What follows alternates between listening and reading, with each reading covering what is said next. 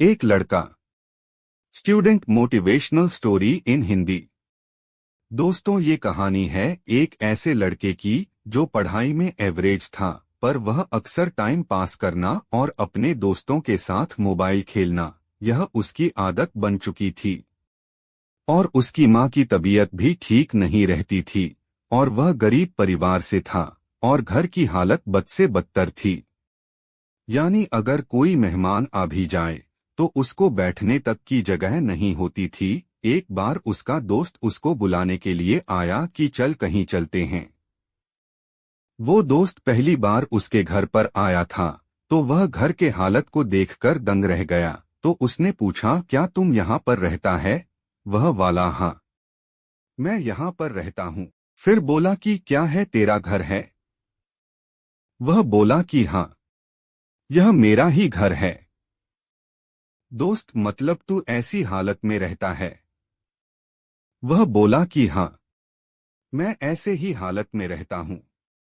क्यों, क्या हुआ? फिर कुछ देर तक तो उसका दोस्त चुप बैठ रहा, फिर वह बोला, वह मेरे दोस्त, वह तेरे घर की हालत बद से बेहतर है, और तेरी माँ घर पर बीमार पड़ी हुई है। पापा दिन रात काम करके थोड़ा सा पैसा जुटा पाते हैं, और वह उससे घर खर्च चलाते हैं, और तू दिन भर मोबाइल चलाते रहता है और अपने दोस्तों के साथ दिन भर टाइम पास करता रहता है, और तुझे अपनी करियर की कोई फिक्र नहीं है, और तेरे घर की हालत बात से बेहतर हो चुकी है। तू एक बात बता, किसको धोखा दे रहा है? अपने आप को या अपने माँ बाप को? किसको धोखा दे रहा है? फिर उसका दोस्त बोला कि चल मेरे साथ। वह बोला कि कहाँ चलना है? दोस्त बोला, तू चल मेरे साथ। फिर उसका दोस्त उसको वहां ले गया जहां पर उसके पापा काम करते थे। उसके पापा एक फैक्ट्री में मजदूर थे। वह वहां पर बैठे हुए थे और पसीने में पूरा लथपथ, और वो पूरा थक गए थे और उनके शरीर में पेन भी हो रहा था। उनके पास में उन्हीं की फैक्ट्री का एक मजदूर बैठा हुआ था, और वो उस मजदूर से कुछ कह रहे थे। वह कह रहे थे कि यार, मेरी पत्नी घर पर बीमार है और उसके इलाज के लिए पैसे भी नहीं हैं। मैं दिन रात मेहनत करके सिर्फ 2 वक्त की रोटी जुटा पाता हूँ, और उससे सिर्फ घर का खर्च चलता है, और कहीं पर पैसा बच ही नहीं पता। अभी तो बेटे की स्कूल की फीस भी भरनी है। यार, इससे बेहतर तो मौत ही है। जिंदगी तो दुख का दूसरा नाम बन चुकी है। जिंदगी से अब मैं तंग आ चुका हूँ। अब तो सिर्फ मेरा बेटा ही मेरी आखिरी उम्मीद है। और उसके पापा कह रहे थे कि देखना, मेरा बेटा एक दिन इससे बड़ी फैक्ट्री का मालिक बनेगा। वह लड़का और उसका दोस्त, वो दोनों उस चीज को देख रहे थे और पूरे गौर से सुन भी रहे थे। तभी उसके दोस्त ने कहा कि देख देख, कैसे जीते हैं तेरे पापा। तेरे पापा तुझसे कितनी उम्मीद लगाए बैठे हैं, देख जरा एक बार। लेकिन क्या तुझे लगता है कि इस तरह से उनकी उम्मीदों पर खड़ा उतर पाएगा? एक बार अपने पापा की हालत देख, वह कैसे जीते हैं। और तू अपनी हालत को देख, तू कैसे जी रहा है। वह 2 कौड़ी का मोबाइल क्या तेरे पापा से बढ़कर है? वो 2 कौड़ी की लड़कियां जो तेरी जिंदगी में कुछ वक्त के लिए आती है और फिर चली जाती हैं, क्या ये तेरे पापा से बढ़कर हैं? वह दोस्त, वह अपने हालातों को बदल, अपने बाप की उम्मीदों को मत तोड़।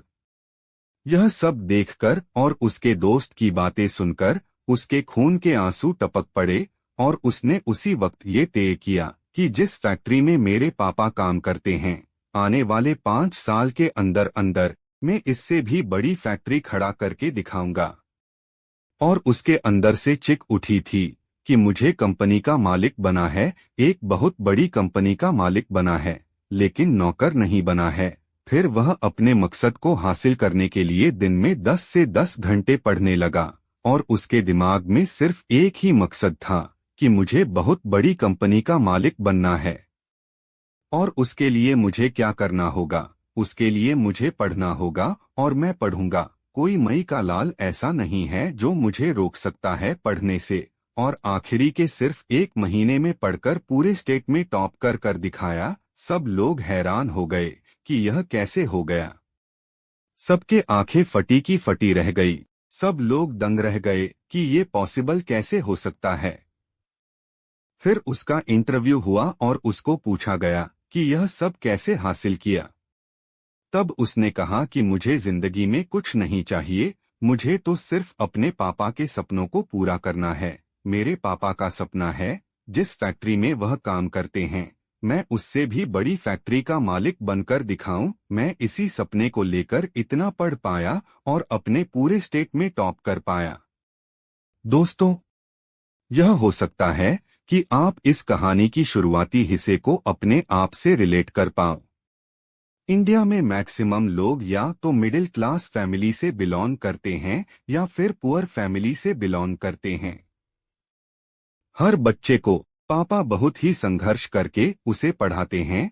हो सकता है कि आपके घर के हालात भी ऐसे हो। इस कहानी में उस लड़के ने रियलिटी को एक्सेप्ट किया और अपने हालातों को बदल दिया। लेकिन क्या आप रियलिटी को एक्सेप्ट करते हो? क्या आप अपने सच को देख पाते हो? अपने हालातों को देख पाते हो? अपने आप को देख पाते हो कि आपको करना क्या था और आप क्या कर रहे हैं? वह लड़का तो बहुत बड़ी कंपनी का मालिक भी बन गया, लेकिन क्या गारंटी है कि आप भी अपने पापा के सपने को पूरा कर पाओ? और इसकी क्या गारंटी है कि आप भी अपने हालातों को बदल पाओ? गारंटी है मेरे दोस्त।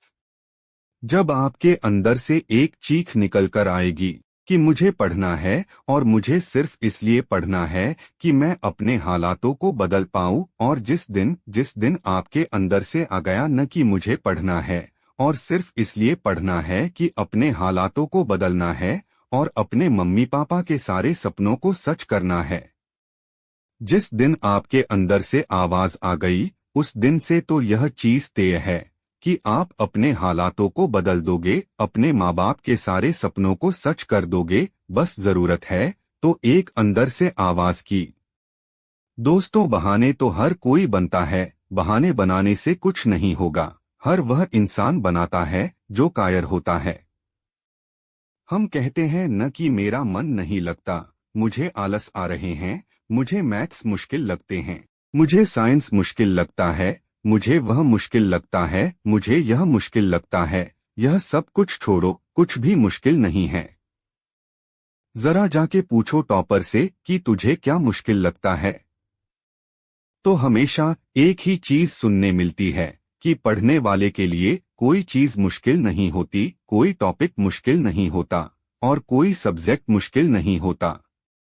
जिंदगी का भी यही वसूल है, करने वाला कुछ भी कर जाएगा और जो न करने वाला है वह छोटी सी मुसीबत आने पर रुक जाएगा। बहाने बनाने में रिकॉर्ड नहीं तोड़ सकता और उसको दिन भर आलस आते रहेंगे और उसके अंदर की वो चीख कभी बाहर नहीं निकल पाएगी। दोस्तों, अगर आपको student motivational story in Hindi पसंद आया है तो अपने दोस्तों के साथ जरूर शेयर करो।